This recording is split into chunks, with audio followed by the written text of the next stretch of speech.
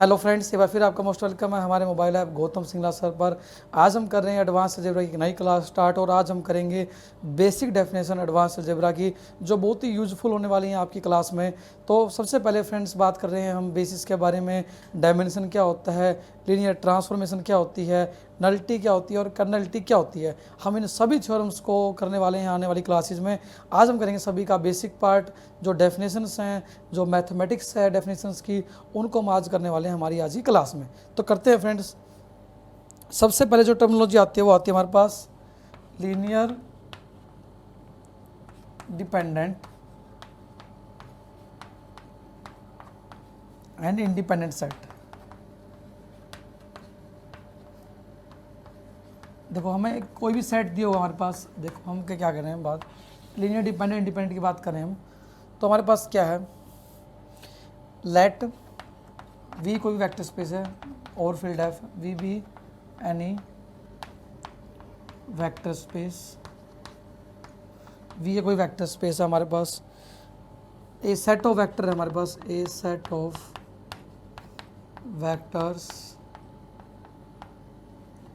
v1 v2 vn। कोई भी एक सेट ऑफ वेक्टर है v1 v2 vn, ठीक है जी, जो किस में बिलोंग करता है, v के अंदर बिलोंग करता है। इस सेट को हम क्या बोलेंगे, इज सेड, इस सेट को क्या बोलेंगे, said to be linearly dependent. क्या बोलेंगे, लीनियरली डिपेंडेंट बोलेंगे।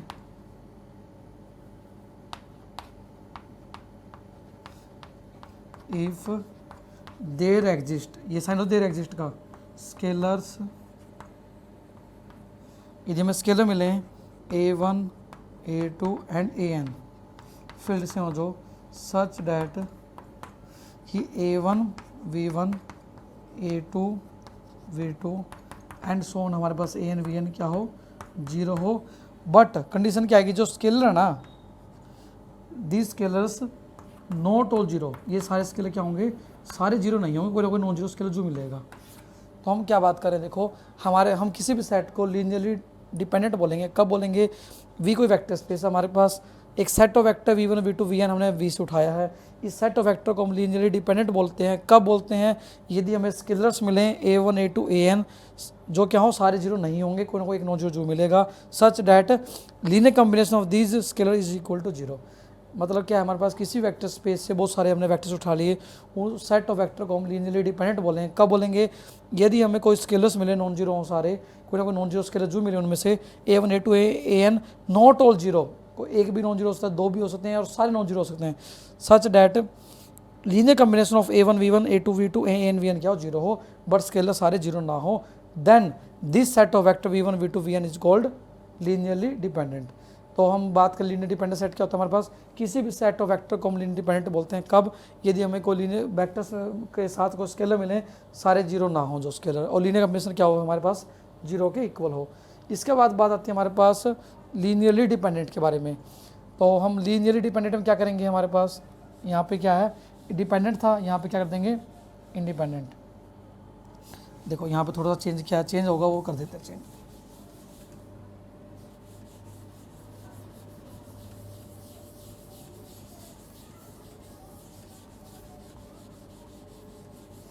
तो लीनियर डिपेंडेंट की बात तो हमने की अभी, इंडिपेंडेंट में क्या होता है हमारे पास, लीनियरली इंडिपेंडेंट बोलते हैं कब, if a1 v1 a2 v2 and so on सारे जीरो हों, यदि ये लीनियर कॉम्बिनेशन जीरो हो, this implies a1 a2 a3 and so on an सारे क्या होंगे, जीरो हों, then this set of vector v1 v2 क्या बोलते हैं, लीनियरली इंडिपेंडेंट। तो हमने बात की किसी भी सेट ऑफ वेक्टर को हम लीनियर डिपेंडेंट कब बोलते हैं, जब हमें लीनियर कॉम्बिनेशन जीरो की इक्वल हो बट सारे स्केलर जीरो ना हो।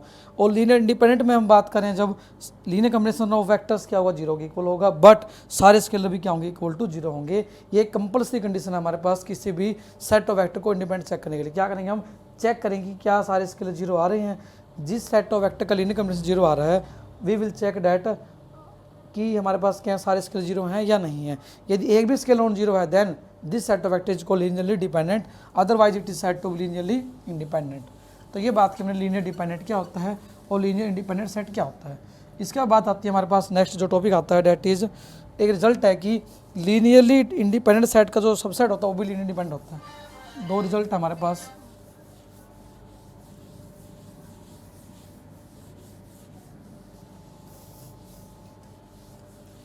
रिजल्ट क्या है हमारे पास, सबसेट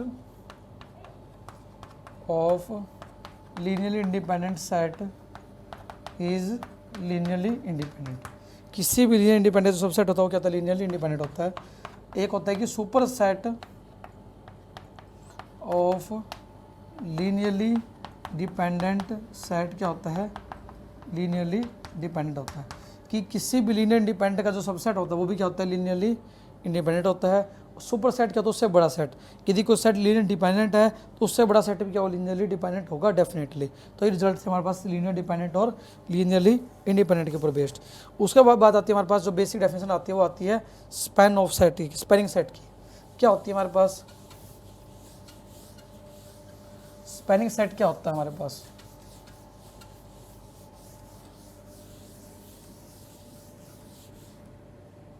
स्पैनिंग सेट क्या होता है हमारे पास,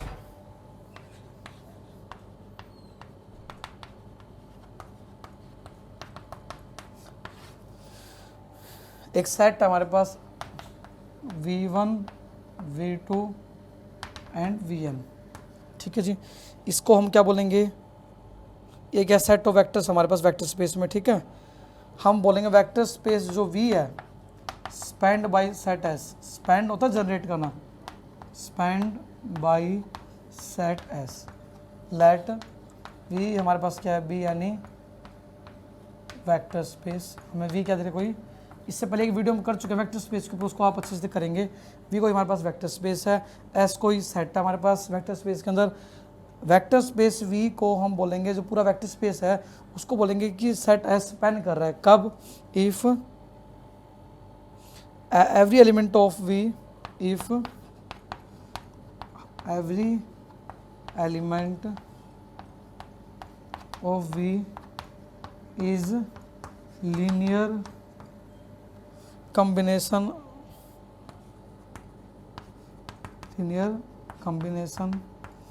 of vectors from S।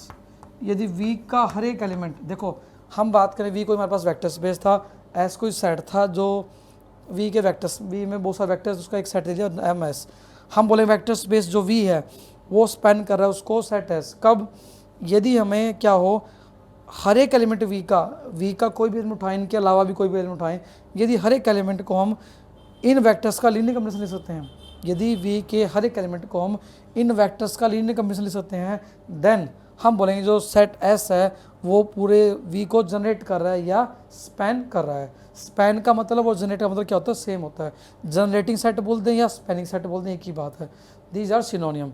तो सबसे पहले V को वेक्टर स्पेस है, S कोई सेट है वेक्टर्स का, हम बोलेंगे जो वेक्टर स्पेस V है it is spanned by set S। कब, यदि हर एक एलिमेंट वेक्टर स्पेस का क्या हो, लीनियर कॉम्बिनेशन ऑफ S में लिख सकें हम, then we can say that the vector space is generated by या स्पैन्ड बाय सेट S। ठीक है जी। इसके बाद नेक्स्ट आती है हमारे पास लीनियर स्पैन क्या होता है। लीनियर स्पैन क्या होता है, लीनियर स्पैन क्या होता है,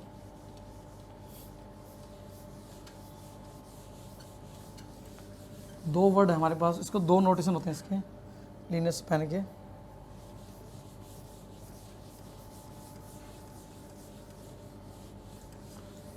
लीनियर स्पैन क्या होता है,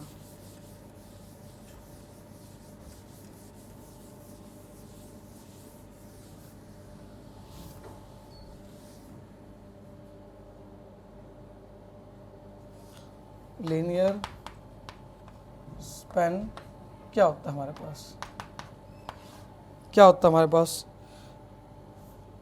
ऐसे एक सेट है V1 V2 Vn, क्या है हमारे पास B यानी नॉन एम्प्टी सेट है हमारे पास, क्या है नॉन एम्प्टी सेट है। ठीक है जी, हम कहेंगे जो हमारे पास सेट बनेगा,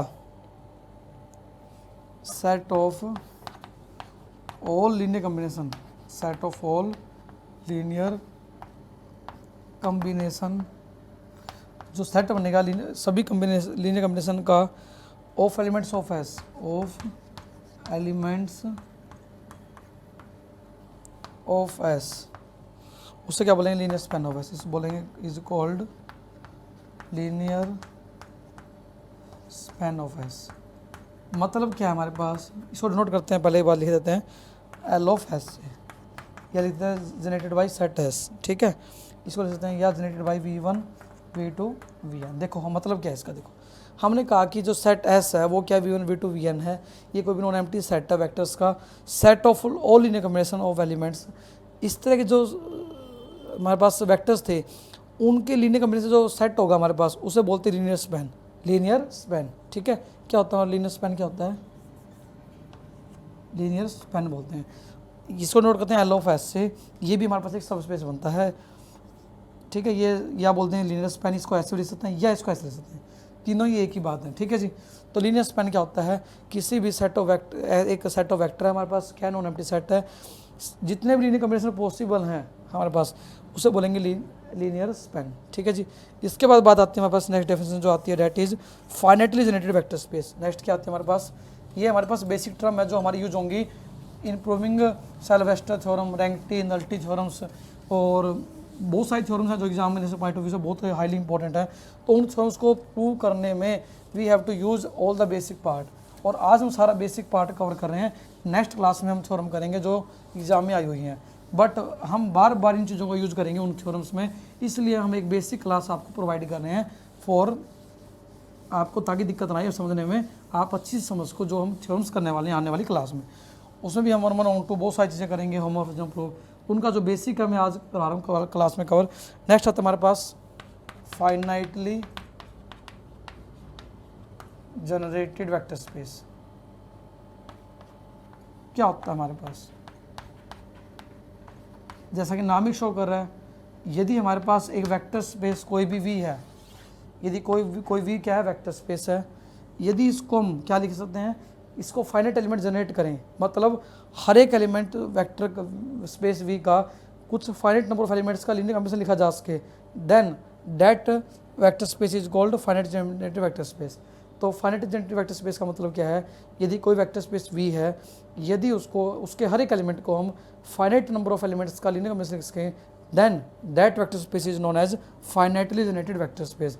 यदि ऐसा नहीं होता है then we will say that it is infinitely generated vector space. तो फाइनाइटली जनरेटेड वेक्टर स्पेस क्या होता है, ठीक है। यदि वी को भी क्या है, V be, let V be any vector space,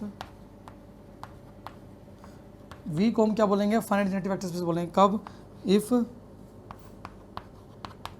every element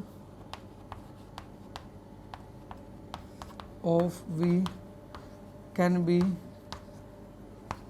written as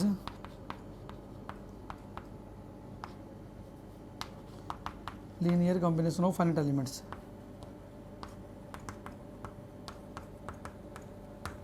finite element, यदि ऐसा नहीं है तो हम बोलेंगे वो क्या है, इनफाइनाइट जनरेटेड वेक्टर स्पेस है, ठीक है जी। किसी भी वेक्टर स्पेस को फाइनाइटली जनरेटेड वेक्टर स्पेस बोलेंगे यदि उस वेक्टर स्पेस को जनरेट करने वाले एलिमेंट क्या हो, फाइनाइट हो, otherwise it is called infinite generated vector space. इसके बाद बात आती है हमारे पास, बहुत ही इंपॉर्टेंट टर्म है और सबसे ज़्यादा कन्फ्यूजन वाली बात है बस स्टूडेंट्स के लिए, उसमें मुश्किल कुछ नहीं है, जो हमने अभी तक पढ़ा है सारा यूज़ होगा, बट स्टूडेंट्स को प्रॉब्लम आती है सर बेसिस क्या होता है। इवन स्टूडेंट्स MSc कर लेते हैं, नेट भी कर लेते हैं, यही नहीं पता होता कि बेसिस क्या होता है। तो बेसिस के बारे में जो इंट्रोडक्शन है वो क्या होता है हम बात करेंगे आज, और नेट के पॉइंट ऑफ व्यू से भी इंपॉर्टेंट है, आपकी MSc के हिसाब से भी इंपॉर्टेंट है, और यदि बात करें ग्रेजुएशन का बहुत इंपॉर्टेंट पार्ट है बेसिस क्या होता है। और जो बेसिस है उसका हम कर चुके हैं सारा कुछ अभी तक, बेसिक जो बेसिस के लिए बेस पार्ट रहेगा वो हम कर चुके हैं। तो नेक्स्ट इंपॉर्टेंट वर्ड आता है जो आज की क्लास का मेन एम था हमारे पास, वो आता है बेसिस। बेसिस क्या होता है, बेसिस क्या होता है, बेसिकली एक सेट ऑफ वेक्टर को बोलते हैं बेसिस। तो आपको पता होना चाहिए पहले बेसिस क्या होता है, एक सेट ऑफ वेक्टर्स होता है, ठीक है जी, सेट ऑफ वेक्टर्स होता है। यदि सेट ऑफ वेक्टर्स यदि दो प्रॉपर्टी सेटिस्फाई करे then that set is known as a basis. Property क्या है, मान लेते हैं हम वी कोई भी वेक्टर स्पेस है, let V be any vector space, V की हमारे पास कोई वेक्टर स्पेस एस कोई सेट है जिसमें क्या V1 V2 Vn एलिमेंट हैं, ठीक है जी, इसको हम क्या बोलेंगे, इज कॉल्ड बेसिस। इसको क्या बोलेंगे, बेसिस बोलेंगे किसका, ऑफ वेक्टर स्पेस V, इसका वेक्टर स्पेस V का। कब बोलेंगे, इफ यदि हमारे पास पहली कंडीशन क्या है जी, यदि हमारे पास जो जिसको एस क्या होना चाहिए हमारे पास, लीनियरली इंडिपेंडेंट हो। दूसरी बात क्या है, एल क्या हो हमारे पास,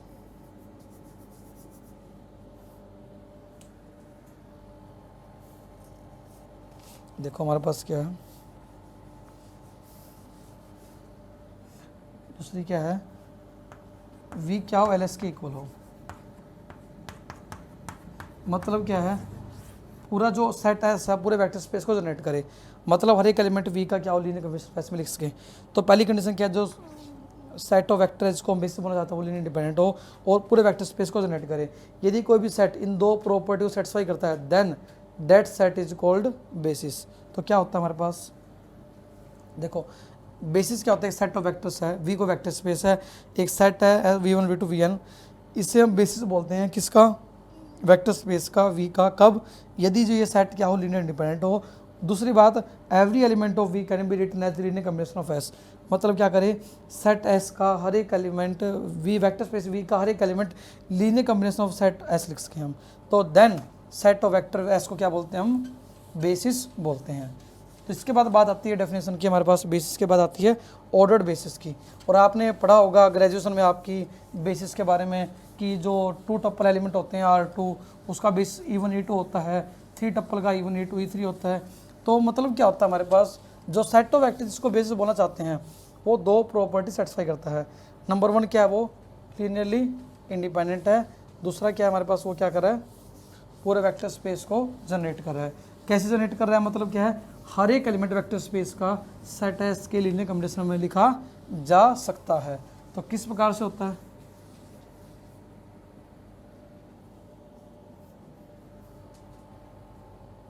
क्या होता है हमारे पास, R2 क्या होता है, R2 में क्या होता है हमारे पास, बेसिस क्या होता है, 1 0 और 0 1 होता है, ये हमारे पास बेसिस होता है R2 का। R3 बेसिस क्या होता है, इसको E1 E2 बोलते हैं, आपने ध्यान होगा थोड़ा किया आपने पहले, E1 E2। R3 में क्या होता है, 1 0 0, ये स्टैंडर्ड बेसिस होते हैं। ये क्या होते हैं, स्टैंडर्ड बेसिस। स्टैंडर्ड बेसिस क्यों बोलते हैं, इनको बोलते हैं स्टैंडर्ड बेसिस या नेचुरल बेसिस। क्या होता है, ये क्या होता है, आपने पढ़ा होगा E1 E2 E3। मतलब क्या होता है कि R3 का कोई भी एलिमेंट होगा हमेशा इनका लीनियर कॉम्बिनेशन लिख सकते हैं उसको हम। R2 का कोई भी एलिमेंट उसको लीनियर कॉम्बिनेशन इसको लिख सकते हैं। जैसे हमारे पास 2 और 3 एलिमेंट होता है, मान लो इसको लिख सकते हैं हम 2 × 1 0 प्लस 3 × 0 1। तो क्या आएगा हमारे पास, 2 0 0 3, क्या आएगा, 2 3 आएगा। तो आपको ध्यान देना बेसिक पार्ट पे भी, और ये ग्रेजुएशन बुक में आपके बिल्कुल बेसिक दिया हुआ सारी चीज़ें, बेसिस क्या होता है, इसके बाद सारी डिटेल्स जो भी लीनियर इंडिपेंडेंट डिपेंडेंट क्या होता है सारी चीज़ें दी हुई हैं। बट मैं एक बार आपको समअप कर रहा हूँ ताकि आपको पीछे वाले जो कंसेप्ट आपको ध्यान आए। देखो आपने क्या कहा, 2 और 3 एलिमेंट तो उसको 2 × 1 0 3 × 0 1, इसको मल्टीप्लाई तो 2 0 यहाँ पे 0 3 आएगा। तो इनको ऐड करो तो कंपोनेंट वाइज 2 + 0 2 0 + 3 3। तो हमने कहा कि R2 ये क्या था, एक R2 का एलिमेंट, ये क्या था, R2 का क्या था, एक एलिमेंट था। R2 का हर एक एलिमेंट हम इन दोनों के लीनियर कॉम्बिनेशन लिख सकते हैं। ऐसे ही R3 का हर एक एलिमेंट इन तीनों वेक्टर्स का लीनियर कॉम्बिनेशन लिख सकते हैं। तो इससे क्या बोलते हैं हम, E1 E2 E3 क्या बोलते हैं, स्टैंडर्ड बेसिस। क्या बोलते हैं, स्टैंडर्ड बेसिस बोलते हैं, या क्या बोलते हैं हम, नेचुरल बेसिस भी बोल देते हैं कई बुक्स में। ठीक है जी, तो ये था हमारे पास बेसिस का पार्ट। इसके बाद बात आती है हमारे पास जो नेक्स्ट आता है पार्ट, वो आता है ऑर्डर्ड बेसिस। क्या होता है ऑर्डर्ड बेसिस, क्या होता है, किसी भी बेसिस को हम ऑर्डर्ड बेसिस बोलते हैं। कब, यदि एलिमेंट क्या एक प्रॉपर ऑर्डर में हो, जैसा कि नाम क्या है, ऑर्डर्ड बेसिस। ऑर्डर बेसिस में क्या होगा, बेसिस के एलिमेंट यदि क्या हो, एक इंक्रीजिंग या डिक्रीजिंग ऑर्डर में हो, उससे क्या बोलते हैं हम, ऑर्डर्ड बेसिस। उसके बाद आती है हमारे पास टर्म आता है डायमेंशन। क्या होता है, बहुत ही इंपॉर्टेंट वर्ड अभी, डायमेंशन क्या होता है। डायमेंशन क्या होता है, किसी भी, देखो वेक्टर स्पेस का जो डायमेंशन होता है वो क्या होता है, पहले एक टर्म आई थी हमारे पास, क्या आई थी, ऑर्डर्ड बेसिस। क्या आई थी, ऑर्डर्ड बेसिस। क्या होता है, यदि बेसिस जो सेट ऑफ वेक्टर था जिसको हम बेसिस बोल रहे थे, उसके एलिमेंट क्या हो, एक ऑर्डर में हो, या तो इंक्रीजिंग हो या डिक्रीजिंग हो, देन उस बेसिस क्या बोलते हैं, ऑर्डर्ड बेसिस बोलते हैं। इसके बाद बात आती है, नेक्स्ट टर्म आती है डायमेंशन। क्या आती है, डायमेंशन। क्या आती है, dimension of a vector space. Dimension of vector space बहुत ही इंपॉर्टेंट टर्म है। देखो ये आज की सबसे इंपॉर्टेंट टर्म है आज की क्लास की। बेसिस और डायमेंशन वेक्टर स्पेस क्या होता है। डायमेंशन वेक्टर स्पेस क्या होता है, let V be any vector space, V के हमारे पास कोई वेक्टर स्पेस है, देन नंबर ऑफ एलिमेंट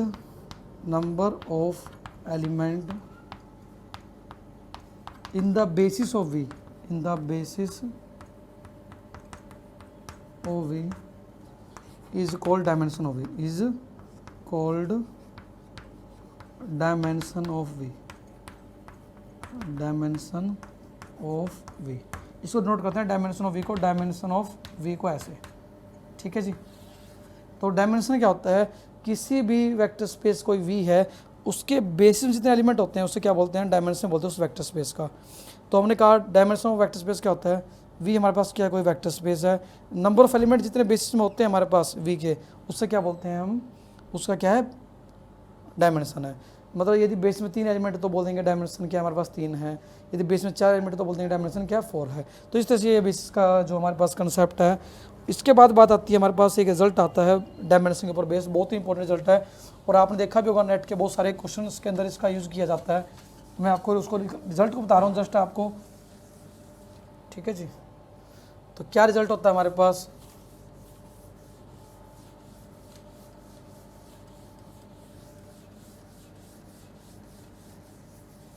क्या रिजल्ट होता है हमारे पास, देखो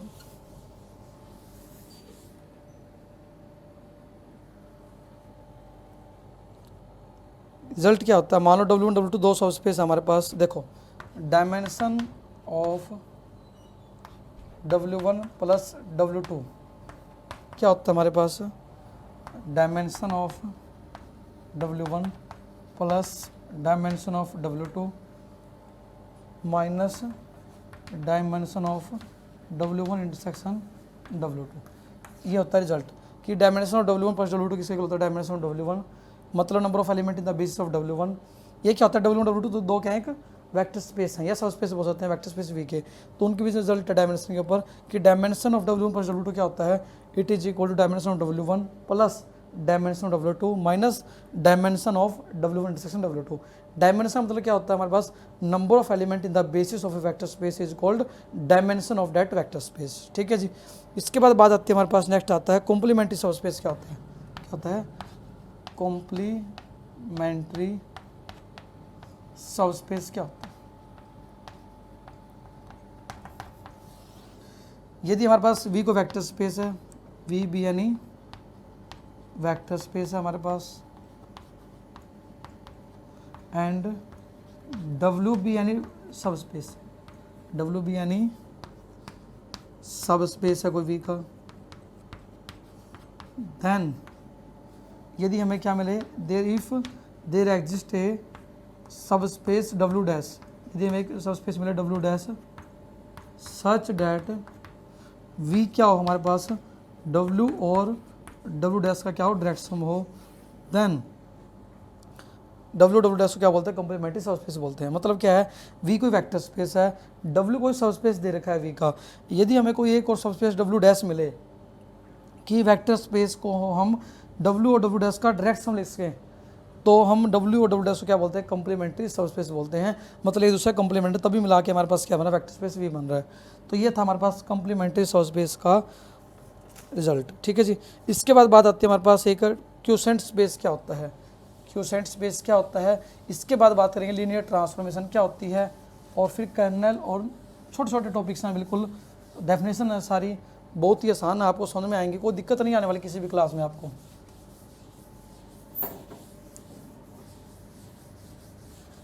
तो फ्रेंड्स हमने बात की कॉम्प्लीमेंट्री सब स्पेस क्या होते हैं, डायमेंशन वेक्टर स्पेस क्या होता है। अब हम बात करें, हमारे पास नेक्स्ट जो टॉपिक आता है डेट इज क्यूसेंट स्पेस। क्या होता है, क्यूसेंट स्पेस क्या होता है। जैसे हमने क्यूसेंट ग्रुप पढ़ा है, क्यूसेंट फैक्टर ग्रुप हम पढ़ चुके हैं, ठीक है।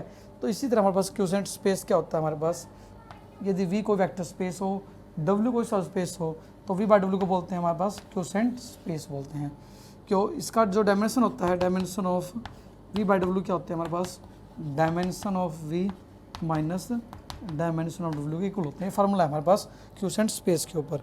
इसके बाद बात आती है हमारे पास एक इंपॉर्टेंट डेफिनेशन आती है, वो किसकी आती है हमारे पास, लीनियर ट्रांसफॉर्मेशन की। बहुत ही इंपॉर्टेंट है देखो, और ये यूज होगी आपके आने वाली थ्योरम्स में भी, और बहुत ही इंपॉर्टेंट पार्ट है आने वाली क्लासेज का। तो हमारे पास नेक्स्ट आती है डेफिनेशन किसकी आती है, लीनियर ट्रांसफॉर्मेशन। अच्छे से करोगे आप लीनियर ट्रांसफॉर्मेशन को, क्या होती है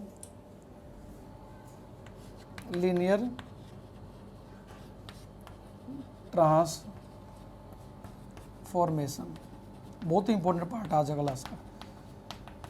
क्या होती है हमारे पास लीनियर ट्रांसफॉर्मेशन, एक टी मैपिंग है U से लेके V तक, जहाँ पे U भी कोई वेक्टर स्पेस है, V भी कोई वेक्टर स्पेस है, वेयर U एंड V क्या है हमारे पास कोई वेक्टर स्पेस दे रखे हैं आपको। एक मैपिंग है U से लेके V तक, T एक मैपिंग है, let T is a mapping from U to V, then T is called, क्या बोलेंगे, कॉल्ड लीनियर ट्रांसफॉर्मेशन। कब बोलेंगे, यदि हमारे पास ये क्या करे, दो प्रॉपर्टी सेटिस्फाई करे। पहली प्रॉपर्टी क्या है, T of U plus V क्या हो, T of U plus T of V के इक्वल हो। दूसरी क्या होती है हमारे पास, T of AU equal to A into T of U के इक्वल हो।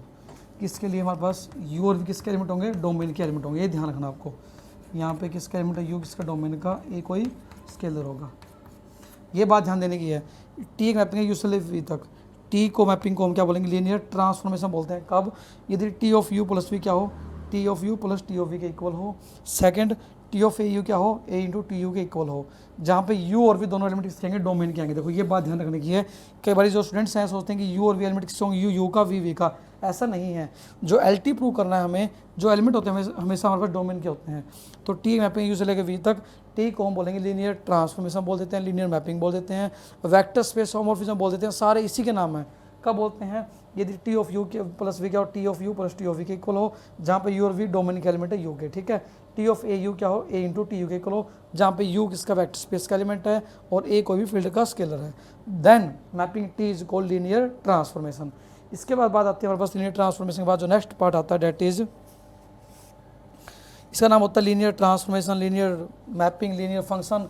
ये सारे इसके नाम है। देखो लीनियर ट्रांसफॉर्मेशन बोलते हैं, इसके नाम भी आपको ध्यान देने हैं। कई बार बुक्स में अलग अलग लिखे होते हैं नाम, तो आप नाम इसको नोट करेंगे क्या क्या नाम है। एक तो सबसे जो मेन कॉमन नाम यूज होता है वो आता है लीनियर ट्रांसफॉर्मेशन या लीनियर मैपिंग, लीनियर मैपिंग या लीनियर फंक्शन। क्या बोलते हैं, लीनियर फंक्शन बोल भी देते हैं, या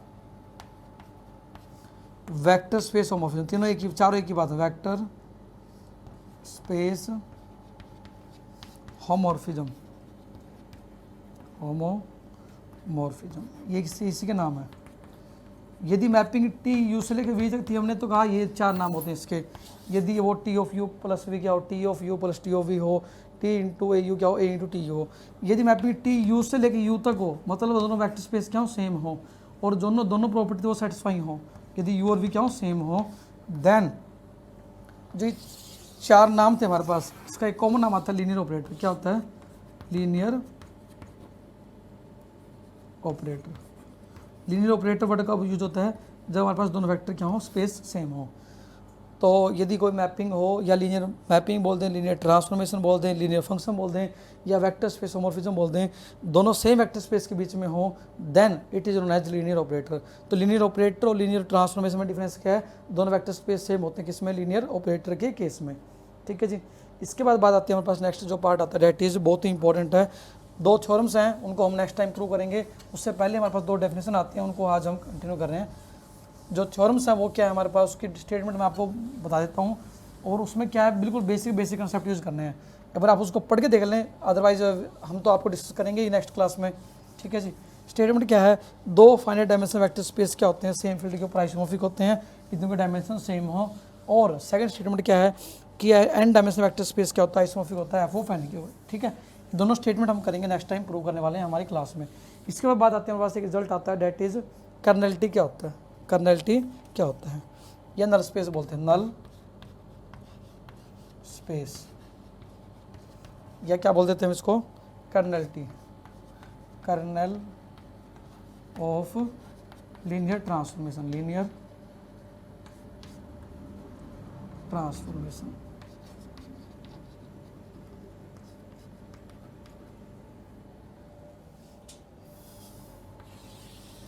क्या होती है हमारे पास, ये टी मैपिंग है यू से लेकर वी तक, जो क्या है एल टी है, लीनियर ट्रांसफॉर्मेशन है, ठीक है जी।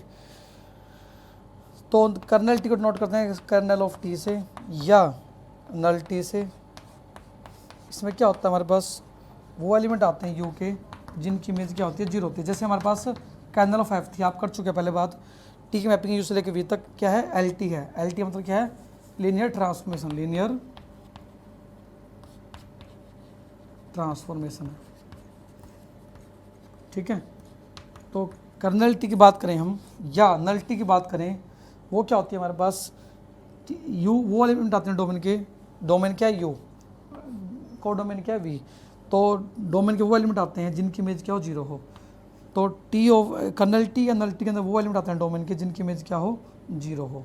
तो ये होता है हमारे पास कर्नल टी या नल टी। इसके बाद बात आती है कि रिजल्ट होता है हमारे पास, यदि दो रिजल्ट है इसके ऊपर, जो कर्नल टी होता है हमारे पास, ये क्या बनता है, एक सब स्पेस बनता है, क्या बनता है, सब स्पेस बनता है। ये जो सेट बनता है क्या बनता है, सब स्पेस बनता है। दूसरा रिजल्ट आता है हमारे पास, यदि कर्नल टी में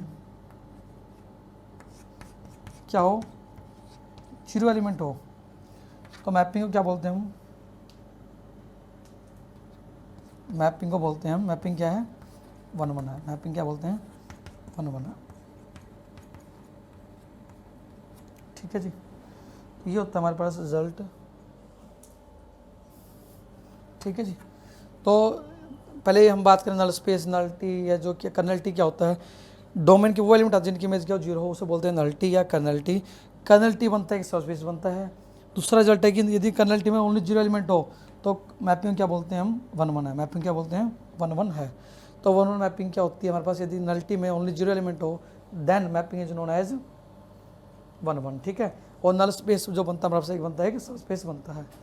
इसके बाद बात आती है हमारे पास, नेक्स्ट आता है रेंज टी क्या होता है। लास्ट डेफिनेशन हमारी आज की क्लास की, रेंज स्पेस क्या होता है। रेंज स्पेस क्या होता है, इसमें आते हैं को डोमेन के एलिमेंट, यहाँ पे डोमेन के एलिमेंट थे जिनकी इमेज क्या थी, आइडेंटिटी थी। इसमें क्या होता है हमारे पास,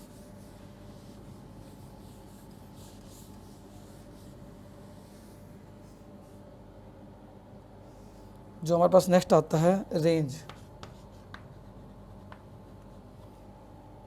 और इमेज, रेंज और इमेज ऑफ लीनियर ट्रांसफॉर्मेशन क्या होती है। रेंज टी क्या होती है, R A N G, range T को ऐसे नोट करते हैं, it is equal to dotted by R T. इसमें क्या होता है हमारे पास, टी ऑफ यू टाइप के एलिमेंट आते हैं, टी ऑफ यू टाइप के एलिमेंट आते हैं जहाँ पे यू किसका एलिमेंट है, यू का, मतलब टी एक मैपिंग थी यू से लेकर वी तक, तो जो यू के एलिमेंट की ऊपर इमेज, यू की इमेज आती है, जो यू के एलिमेंट की इमेज आती है उस टाइप के एलिमेंट आते हैं रेंज टी के अंदर, या रैंक टी बोलते हैं इसको हम, ठीक है। तो इसके ये जो आर टी बनती है, ये भी क्या बनती है हमारे पास, एक सेट बनता है, क्या बनता है, सब स्पेस बनता है, क्या बनता है, सब स्पेस। जैसे हमने कहा था अभी, जो कर्नल टी था हमारे पास वो भी क्या बनता है, एक सब स्पेस बनता है। ऐसी जो आर टी होती है ये भी क्या बनता है, एक सब स्पेस बनता है। इसके बाद बात आती है, तो दो रिजल्ट थे। जो आने वाली क्लास है उसमें एक बहुत ही बड़ी इंपॉर्टेंट थ्योरम है, सिल्वेस्टर थ्योरम। वो क्या होती है हमारे पास, उसको भी लिख देते हैं एक बार, तो वो इसी से रिलेटेड है। तो रेंज टी क्या होता है हमारे पास, जो रेंज होती है डोमेन के एलिमेंट की, उससे जो एलिमेंट होते हैं उसे बोलते हैं हम रेंज टी। मतलब इसमें किस तरह के एलिमेंट आते हैं, टी ऑफ यू टाइप के एलिमेंट आते हैं, जहाँ पे यू किसका एलिमेंट है, डोमेन का। तो यू के एलिमेंट की जो इमेज होती है, जो सेट बनता है, उसे क्या बोलते हैं हम, रेंज टी। इसके बाद हमारे पास जो नेक्स्ट क्लास में हम करेंगे थ्योरम, उसके मैं स्टेटमेंट बता रहा हूँ बस आपको, करेंगे नेक्स्ट क्लास में प्रूफ क्या होती है। क्या स्टेटमेंट है हमारे पास, dimension of N T plus dimension of R T equal to dimension of domain, यदि टी मैपिंग हो यू से लेके वी तक, तो उसकी रिजल्ट है ये वाली थ्योरम। ये प्रूव करेंगे नेक्स्ट क्लास में हम। इसका नाम है साइलवेस्टर थ्योरम। क्या नाम है इसका? साइलवेस्टर थ्योरम। ये हमारा नेक्स्ट क्लास का प्रूफ होगा, इंपॉर्टेंट पार्ट है। और इससे पहले हमने एक बात की थी, यदि दो कोई भी हमारा वेक्टर स्पेस को आइसोमोर्फिक बोलते हैं, यदि क्या हो उनमें बेस में सेम एलिमेंट हो, उसको भी हम प्रूव करेंगे। तो ये क्या है थ्योरम? यदि टी एक मैपिंग हो, लेट टी एक मैपिंग हो यू से लेकर वी तक, बी एन एल टी, वो क्या लीनियर ट्रांसफॉर्म दे रखी है, then we have to prove that dimension of N T and dimension of R T का जो सम होगा ये डोमेन के डायमेंशन के इक्वल होता है। डायमेंशन क्या होता है? Number of element in the basis of vector space is called dimension. तो ये था हमारे पास बहुत ही इंपॉर्टेंट सेशन आज का, आपका बेसिस सेशन था आपका। ये हमने बात की आज बेसिस के बारे में, डायमेंशन के बारे में। तो ये था आपका बेसिस सेशन।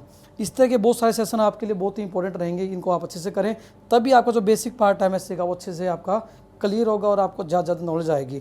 तो मैं यही कहूँगा, आप चीज़ों सीखें, मैथ को एंजॉय करें, समझ के करें, चीज़ों को याद ना करें, बिल्कुल रट्टा ना लगाएं, ताकि आपको एक लॉन्ग टर्म तक आपको चीज़ें समझ में आए। तो ये आने वाली क्लास के लिए बेसिस का जो बेसिक पार्ट आज की क्लास करेगी आपका। तो thank you friends for being live with us, keep enjoying mathematics. Thank you friends.